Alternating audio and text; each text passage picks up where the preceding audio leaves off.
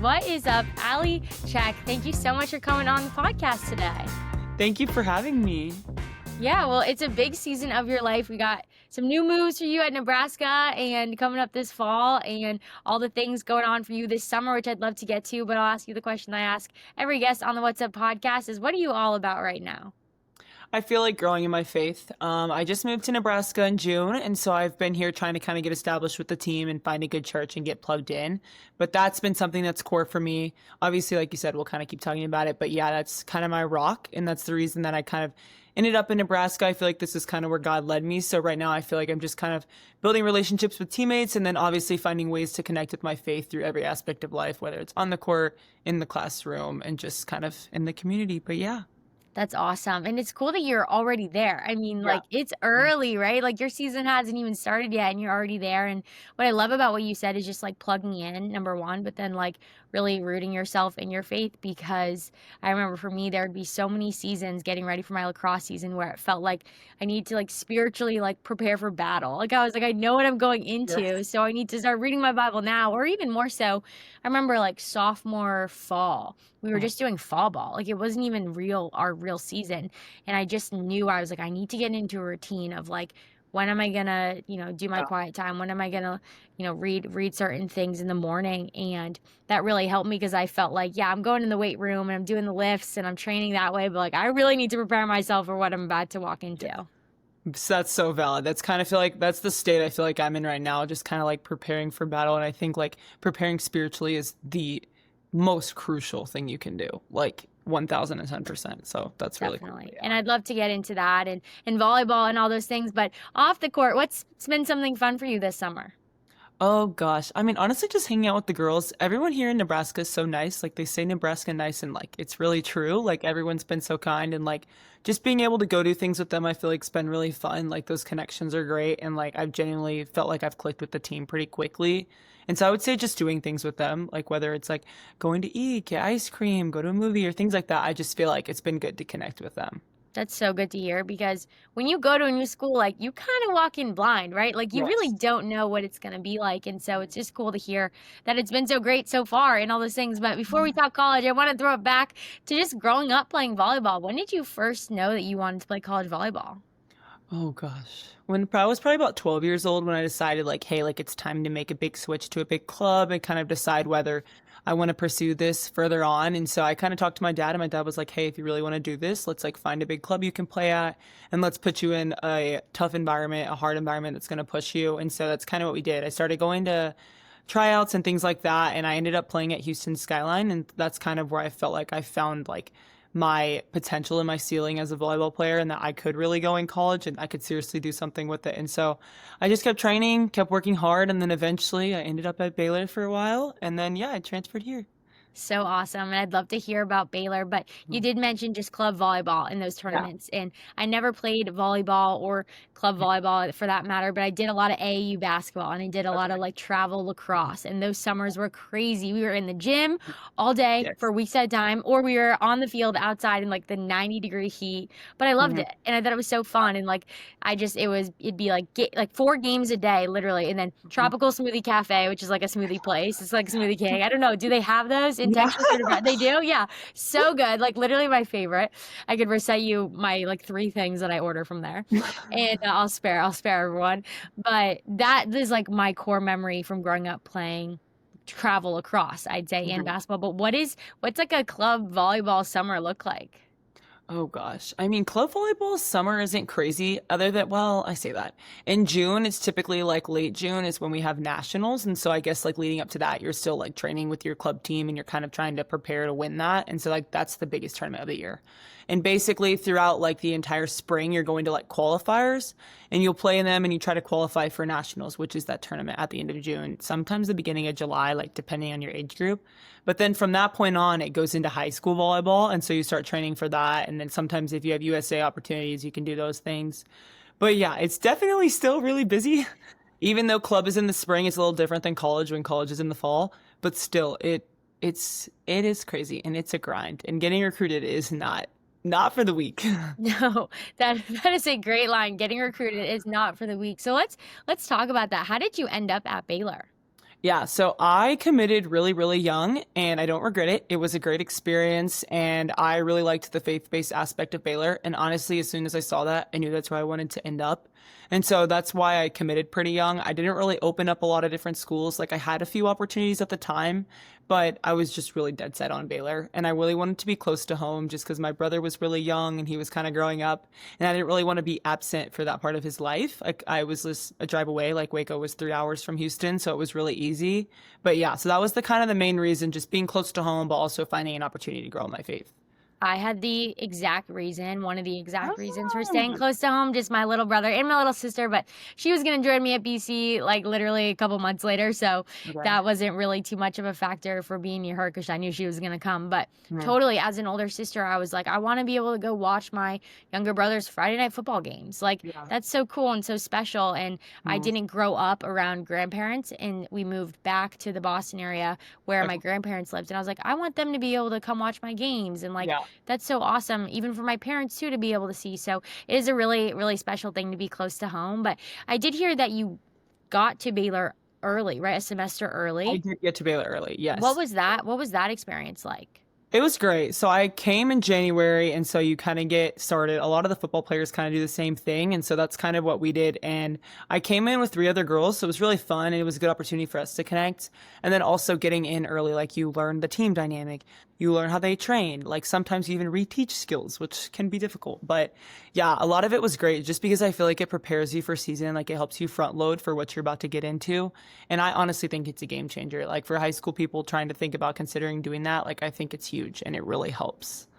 Yeah, that's interesting just because you don't see it as much in like female sports, right? For Like it's a football thing sure. naturally, or Yeah. more of a guy sport thing, I feel like. And I remember it being flown up in the conversation in a few lacrosse circles that I was in. It was kind of like taboo, but like Yeah. really, it is a huge advantage. Now, you might miss your senior prom depending what sport you're playing, but like, there's pluses and minuses to that. But you mentioned just like being able to get a head start and the positive of that, but it's also probably really hard walking into college young and brand new, regardless of you coming to freshman orientation or you going, mid-year. It's really hard. So I'd love to just ask you about like confidence, because I was thinking back to this conversation, and I kind of knew that about your story, but I'm like, I really want to know like what that was like for you, because I know for me, coming in as a freshman on a team that I had looked up to my whole life, like these girls are superstars in your eyes, right? Yeah. Like these are the women who you wanted to be so bad, but yet you're still coming in and being like, I'm going to compete with you.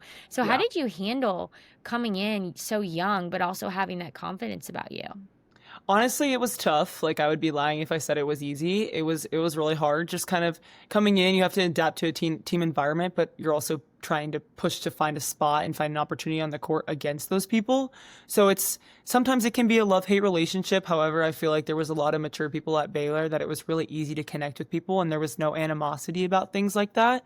And so it was really cool because I felt like Christ was really at the center, especially that my freshman year, like 1010%. Like there was a grad transfer that was on our team that literally like is my mom to this day. Like I love her so much and was a huge like help in like that area of like, hey, getting started early. How do you get even enrolled in classes? How do you do these things? Like how do you do the basic day-to-day things? And so it's definitely hard for your confidence to fluctuate. However, I feel like I didn't find it my freshman year, but I do feel like when I did eventually find my confidence in Jesus, like all those things, like all of the circumstances of life with volleyball and school and getting started were not necessarily easier, but I was content through them. Like there was a peace to me as I was going through those things. So it was definitely like a push and a pull, but I think the closer I got to God that semester, the less I saw those problems kind of being in my way, I guess per se. Yeah, that was such a beautiful way to say that, because Yeah. I've totally experienced that. Like the chaos is still going on. Like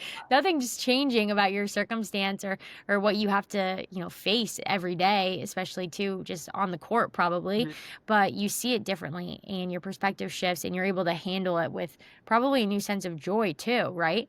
But I'd love to know just from that like faith side, because you did go to Baylor, right? And that's a Christian university. What was that like, just being able to have that be like so open Mhm. and just within the program?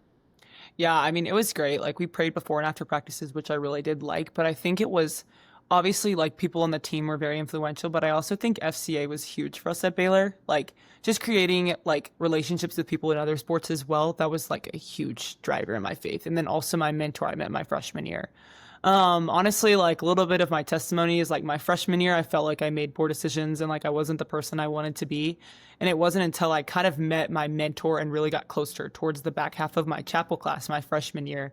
And that's kind of where I was like, okay, there's all these things going south in my life. Like, what path am I on? And I kind of had to do a little self reflecting of like, who do I want to be? And like, who do I want to attract into my life? Because at the end of the day, if I'm not acting like those people I want to attract into my life, then they're not coming. Like, that's just the reality of it. And so I think the closer I got to her and the closer I got to the people in FCA and the more I made it as much as it's hard to go sometimes when you're busy and things like that, I made it a priority. Like it was something that I was like, I can't live without. And so the moment that I kind of was really deep in those things was I saw like my relationship with God just like skyrocket. And that's kind of when things, like I said, didn't necessarily get easier, but there was a piece to me that I never had before.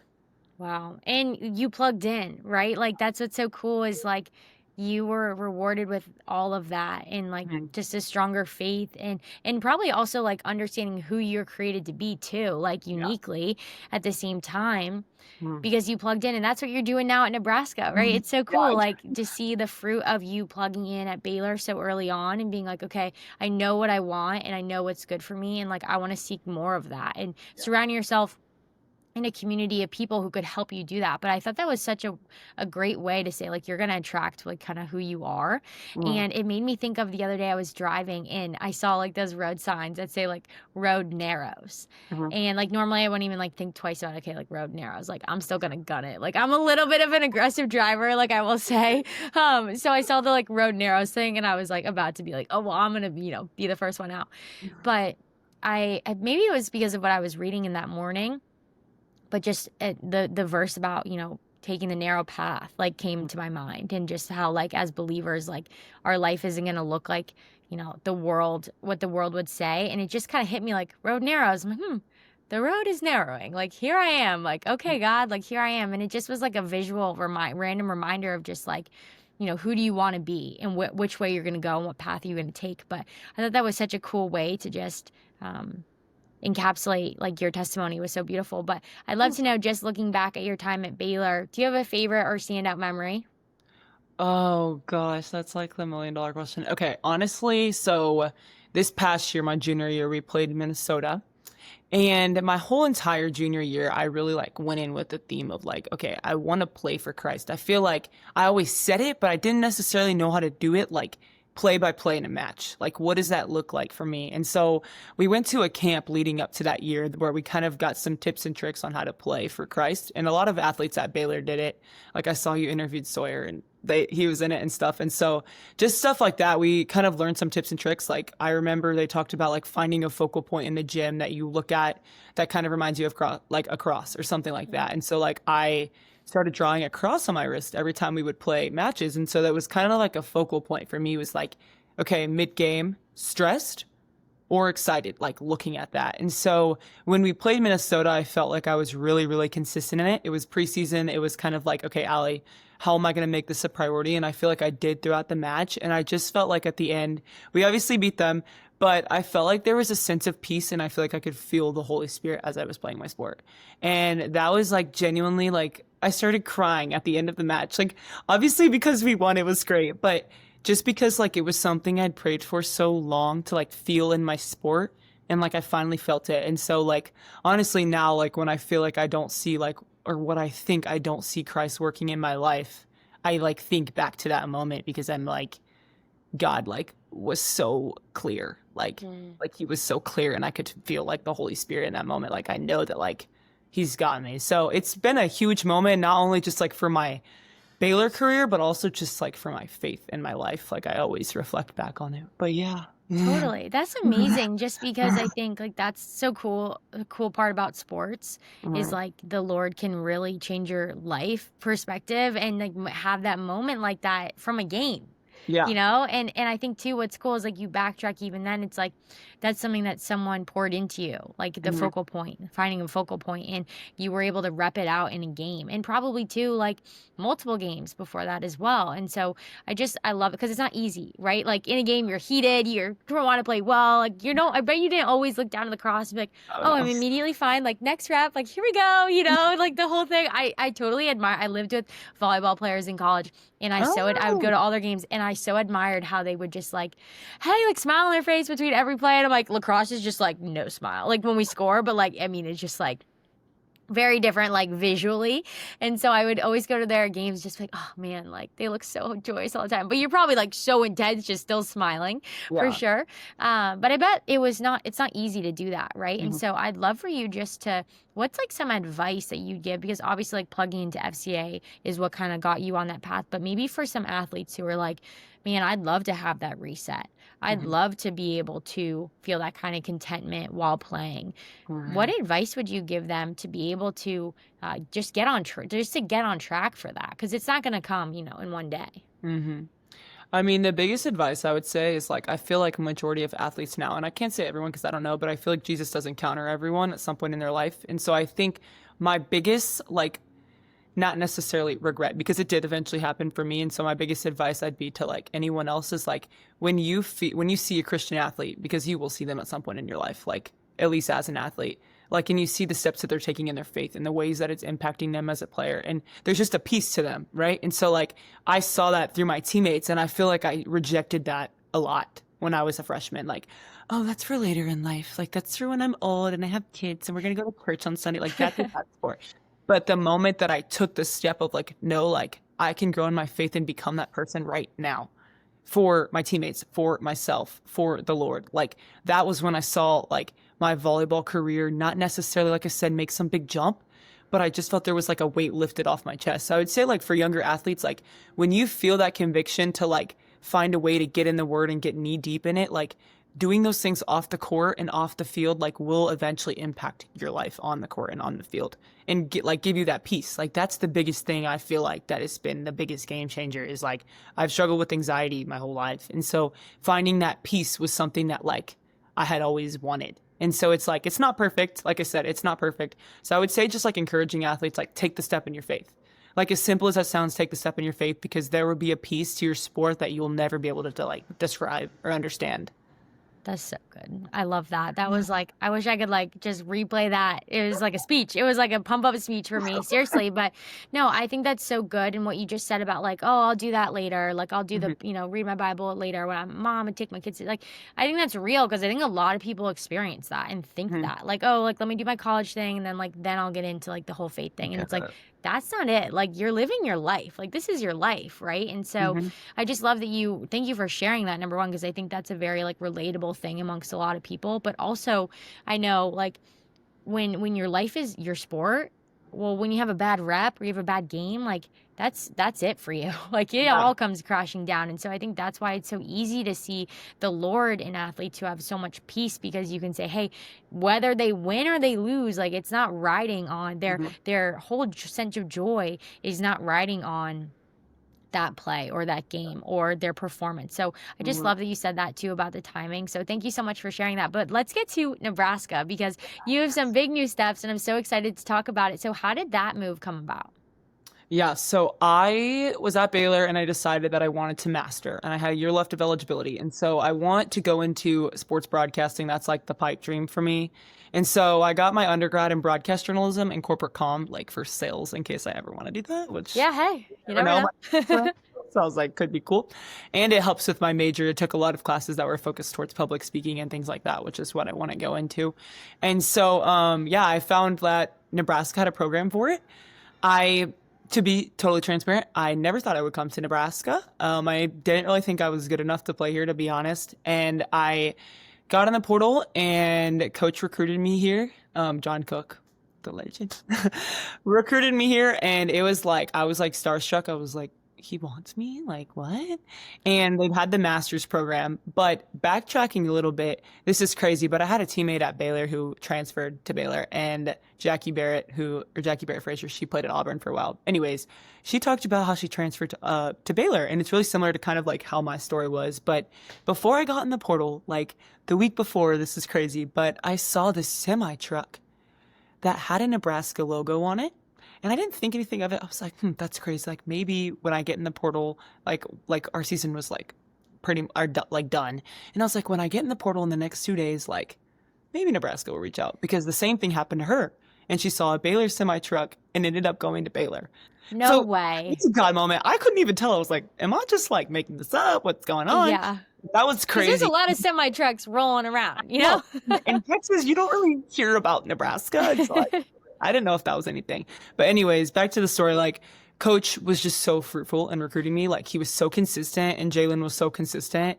And like, to be honest, like I got on one call with Jalen, and I called my parents, and I was like, when they offer me, I'm going to Nebraska. Like, these people just like talk differently, act differently. Like, there's something about the way they carry themselves. And another big thing that I feel like really contributed to my reason to coming here was like, I felt that like the Lord was calling me here, because there was a lot of like really strong Christians and really strong leaders on the team last year that I'd seen like all over social media and things like that, and just like quotes they'd put out, and just people you would naturally want to be like, and kind of like those people that I said like I want to attract were here. And so I was like, okay, Coach just really like cares about those things. He talked to me about FCA here, talked to me about getting plugged into a church, and like honestly, like when I talk about Nebraska, like it literally was just like the most God thing ever. Like, it was the full package. Like, they had one of the best master's program for broadcast journalism, like best volleyball programs, but also just like genuinely, like above all, like they had the best people. Like, I knew I could move like 12 to 13 hours from home and like thrive here, because the people were built on like foundational principles of Christ. And like, that's how I knew. Like, I was like, this is perfect. Like, I came on my visit, girls were talking about their faith. Like, it was just like huge. Like, I like can't even talk about it, because it's so like, it's such a God thing. Like, I have no like explanation, because I would have never thought I would have ended up here, but I'm like beyond grateful that I did. Like, yeah. And that's how you know it's from the Lord. And now you get with the whole talk, I want to go to Nebraska. I'm like, how can I get in there? I'm like, wait, do I have any eligibility? I don't think so. No, that is so cool. What an awesome story about the truck, number one, but then two, just like the peace that you had about that whole situation. I mean, it's pretty wild too. Especially with the coaching change, which I want to get to in a second, and how that all went down for you. But I would love to just like speak this over you, because I was thinking about this with my own story today, just while I was thinking about, talking to you. And like, I came into a team that was so good. This BC women's lacrosse team, like, I was iconic. I looked up to these girls. I'm like, man, I grew up playing lacrosse, like where it wasn't really a hotbed in the Midwest. And then I got to Boston. I was like, not the best on the team. Somehow I get recruited, my story was just crazy. And I remember having those thoughts of like, am I supposed to be here? Like, am I good enough? Like, can I compete? And like, totally, like 100%. Like, that's why I worked hard and like went to practice and like practice on my own and did all the games that I needed to do. Right. But also, like, that's what the Lord opened up. Like, that's a door that God opened up for me, And so like, just to speak that over you, like, this is where God opened the door for you. Like, how cool is that, And like, you're supposed to be there. And that was something that I had to remind myself of like, wait, if this was all on me, there's no reason I should be here right now. Like, literally, like, exactly, kind of like what you said. You're like, I wouldn't support, not thinking like Nebraska, but that was for me. I was like, I never in my life would have thought that I get to go to Boston College. And so I just love that for your story, because it's so evident that like you are supposed to be there and you deserve to be there. And that's what the Lord has for you. So it's super cool to hear that and see the similarities. But I'd love to ask you about how that whole coaching switch went down, because you no longer have John Cook as your head coach. So can you just explain how that went down? Yeah, so Coach called me and told me, well, first Jalen called and told us, and then eventually Coach called and told us that he was retiring and that he was no longer going to be on staff in Nebraska, but that Danny would be our coach. And at the time I was just like, crap, I just committed like 3 days ago. But honestly, like he had such a big legacy here that was so respected. Like, I mean, a lot of the kids on our team, and like including me, like obviously we committed for the team and all those things, but we also committed to him. But when they said Danny was the coach, like it was like next best man up. Like now, like you have the best coach in the country. And honestly, like I had heard so many great things about Danny, like in the past, and I knew of her back in the day when I was getting recruited and stuff. Like I talked to her at college coaches camps and things like that briefly. And like I genuinely could not be like more grateful. Like there's no one else that could do what John did like Danny. Like she's just awesome. Like I have so many great things to say about her. Obviously, I haven't been in the gym with her yet, but like as a person, like she genuinely cares about you. And like I know that sounds so simple, but like that's the first thing to go in college athletics now. Like she cares so much about you like as a person and like your values and like how you're doing, like genuinely like check up like all of those good things, but also like she's such a refreshing coach. Like just like having been like this like this being my last year, like I've been beat to the ground for 3 years. Like I've been my body's been pushed, like mentally you've been pushed, your faith has been tested, and just to come with the coach that like I know those things like I said, circumstances will still happen, but to have someone that's so like supportive there to just like hold your hand with you through it, like it's just the best feeling like as an athlete, like to have a coach that like I said genuinely cares about you but also wants to see you like succeed and wants to be like the one that's helping you through the good, the bad, and the ugly. So yeah. Yeah, that's awesome. It's so important too because you're not just an athlete, right? Like, yeah, you go to practice and you go to film and lift and then the games and travel and it takes up probably a lot of your day, but like you also have a whole life outside of volleyball. And Yeah. it, like that's a whole and I'm so excited for you in the sports broadcasting and journalism opportunity there as well. So that'll be so fun. But like that's what you're doing too, right? And so it's important to know like what your coach is about and what your coach values, right? Because I think, you're really signing the majority of your time, like your time, all of your time really away to those programs. And so it's really like smart and wise to, and I know you didn't have control over the coaching switch situation, but it's just cool to know that like that is the plan in place for you. And two, I think just as like a little like God wink for you, yes, you might not have Coach Cook as your head coach, but like how crazy cool is it that he got to say, I want her on my team. Like I just love that part of your story for you. It's like, oh shoot, like I thought I was gonna go here, but actually now I have like the next new hot thing coming in women's volleyball. Like it's actually awesome. Exactly. Yeah. It's so cool. What has it been like just to be a part of? And now you're going to be, even part of a bigger program in Nebraska, just with all the attention that is on women's volleyball right now. I mean, it is absolutely insane. Like, what is that like? It's definitely a different life. Like, I'm not gonna lie. Like, I've told some of my teammates, I'm like, guys, this is not normal. Yeah.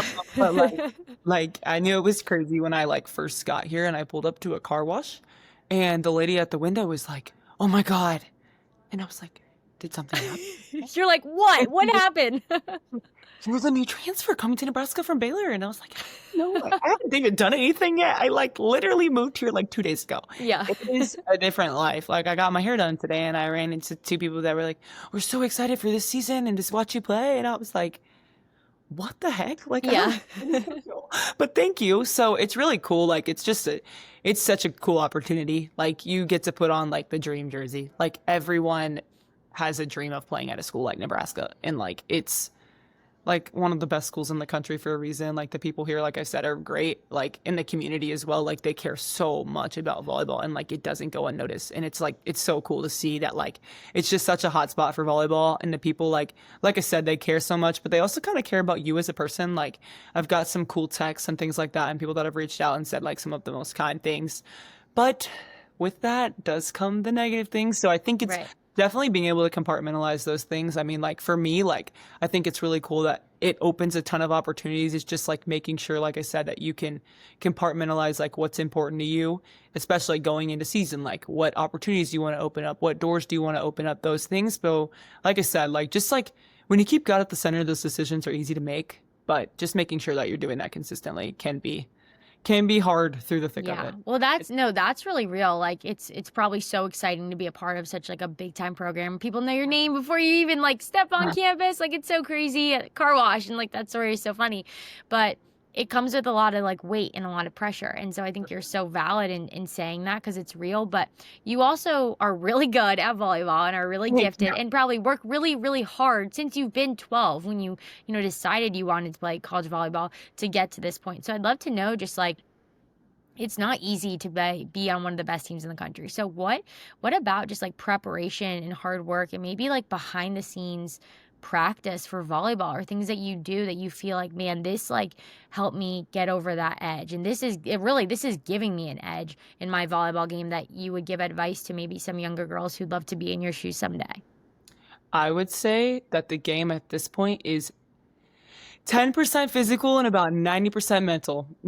So, and I feel like most college athletes would say that. So I think that what has made the biggest difference in like my career and is something that I'm still working continually day after day at and something that I'm not perfect at whatsoever, but just the mental game, like those things of like confidence, like as simple as that sounds, like sometimes that fluctuates, you know, and that's not what you want as an athlete. So constantly working on those things is huge. Like that's where I've seen the biggest jumps in my game is like when I'm confident, Allie, and like when I know I can do it, like when I'm just like truly like know that there's like the Lord has a plan for me and that when I go out there and I play and I bring like all of my mental toughness to the table and things like that, like because the reality is like you go through hard matches, you go through good matches, you go through mediocre matches, but it's like the season's long. And so it's like your body's gonna fit like there's gonna be tax on your body. Like you're physically gonna be tired and sometimes like getting over the hump is the 6 inches between your ears. Like it just is. And so I think the more I saw myself work on that is the better I've seen my game improve. And like that being a priority is the biggest thing is like finding whether it's a sports psych to connect with like people think that like sometimes being vulnerable can make you be perceived as weak, but like truly like it's what takes your game to the next level. Like the moment that you kind of like invest in things like that. So that's what I would Yeah, say. no, that's so true. And I'd love to talk a little bit about that sports psych thing because I came into college and obviously had heard about like sports performance, sports psych, like that side of it, the mental side. And I was always like, yeah, like I'm good. Like I don't wanna, like I don't really wanna deal with that. Like that's not for me.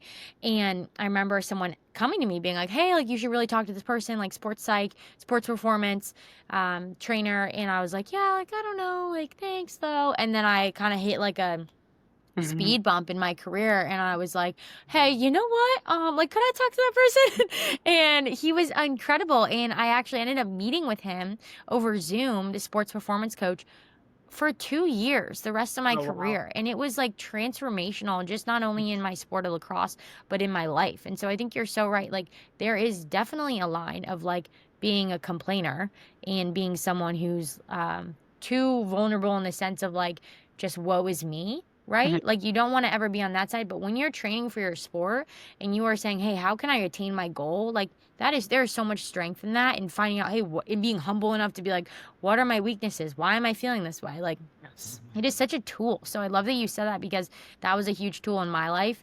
And it's something that, I even think, you can take that and those type of, mental practices and tricks into your real life outside of sports. So that's such a great thing because I think it can kind of get fuzzy with people like, oh, it can look soft in a sense, but Mhm. really like you want to attack. You just said it was 90% of the game, Yeah. like, yeah, then get on it, right? Does Nebraska have like a team sports performance coach like that, mental sports performance Yes. coach? Yes. Yes. So we work with her consistently. Like you can also like do individual things with her, but yeah, our team does. That's awesome. Yeah, our team, my last 2 years of school ended up having someone that was like for our team, which was great Oh, cool. because we actually had like built-in time within our practice block to do a Oh, little exercise, or even just like, hey, everybody, take your mind off school and lacrosse for a second, and we're gonna do this little activity. So it was fun, and I think it's important to like not make fun of those like times and kind of be like goofy, be like, oh, like breaking the schedule. Like, no, like seriously take it because this is someone's job who's like pouring into you and taking time to like invest in your life. But I'd love to ask you just a question about volleyball in general, kind of zooming out. And I know you're still playing, but just having the experience under your belt, is there something specific that you feel like the Lord has really taught you like through volleyball? yeah. I mean, honestly, like I would say 1000% confidence. It was crazy that you started with that. That is so crazy. Come on. I literally today, and I'm sorry to interrupt, but I just want to say how cool this is because this is such a God thing. Because today I haven't really recently like targeted like a topic and I just kind Mhm. of like asking athletes their stories. And this is so crazy. Oh my gosh. For some reason today I was like, you know what? Like, I just really want to ask Allie about confidence. And I was like, I shouldn't do it. I shouldn't do it. Like, I just stay on track. Okay, so cool. Sorry to interrupt. Thank you, No, you're Jesus. That good. was so cool. Yeah, no, I really struggled with confidence when I was younger. I mean, like, obviously, like, being tall as a girl is, like, never easy. So, yeah, I kind of got bullied when I was little. And so you kind of learn through, like, those people that you're like, all right, I need some thicker skin. Yeah.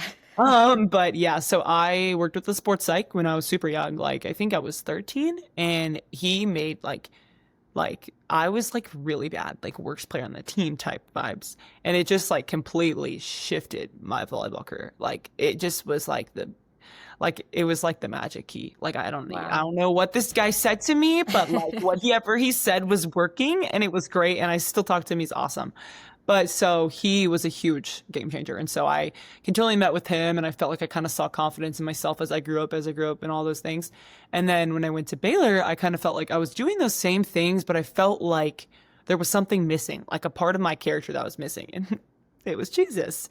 And so I felt like like I said, I got plugged into FCA, got involved with my mentor, kind of found a great church. I went to Harris Creek, which best church ever. Love JP. He's awesome. But yeah, it was just huge and like the instrumental change in my faith. And so kind of when I found that faith and that confidence, like it was like by the time I hit my junior year, like regardless of the result, I felt like I was just like unstoppable as a person Mm. because I had these things that I had always wanted. And it was like the confidence, not only like I felt like I found confidence in the worldly things, but I felt like I started to find it in Jesus. And that's where I felt like that was kind of the biggest thing the Lord has taught me through sports is like how to be confident. And like because I felt like I'm naturally like your golden retriever personality, like not someone that's going to stand up for what they believe in. But I feel like the more I've grown up and the more confident I've gotten, like the Lord has really like shaped me into who I like want to become. But yeah, That's it's so we're still getting awesome. there, but Yeah. wow. Hey, it's always gonna be like that, and I love how you just explained that, and I think that what you just said at the end there, like kind of the golden retriever vibe, like I was even thinking that about myself a little bit, is like my confidence as an athlete was never like kind of outwardly like I'm gonna square up on you, I'm gonna beat you on a one-on-one, like I didn't have that like aura Same. about me, but like I totally like had that competitiveness, but like I just didn't really give off like I'm coming at you vibes, you know what I mean? Just like Yes. physically from the outside, even though like 100% was going on in my head.